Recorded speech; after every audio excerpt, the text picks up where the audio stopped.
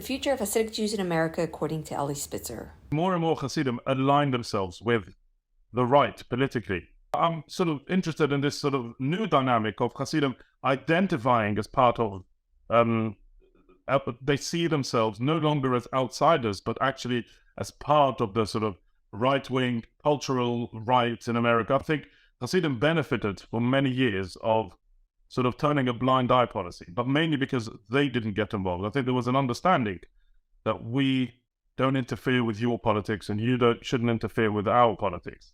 I think Hasidim are changing that. I don't know whether it's the WhatsApp influence or the Ami magazine influence or just the natural, it comes with reaching a certain size and a certain level of confidence. And another new generation that has no longer got the anxiety that the parents had about the Goyim, they feel much more emboldened. Whatever it is, it could be various different reasons. But I've detected sort of this way of, Ron DeSantis becoming a sort of a cult figure within the Hasidic community.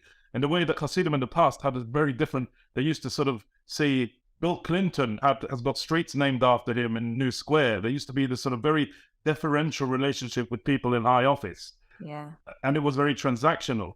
And now you've got this, seeing sort of an affinity and affiliation with various political groups in America. I think those trends are likely to have a big influence on this whole education debate, because they might allow certain opponents of the Hasidic education system to actually be much more forthcoming in their attack on Hasidim, in a way that actually, up until recently, they would shy away from it.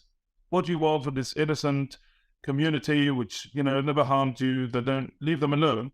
And that suddenly becomes, as soon as you see people at Trump rallies wearing, with long pious, and I think that, puts them into the spotlight in a way that will make them more open to those attacks. So it's difficult to tell. And then you'll have, I think you've got, for example, a growing Hasidic community in Florida, for example. And potentially, these are sort of very early stages of these new settlements, new satellite communities in red states in America.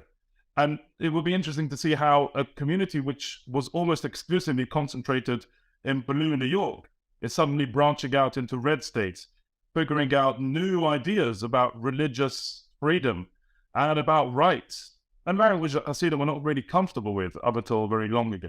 It was all about a sort of, may God save the Tsar and keep them far away from us. And that is sort of changing.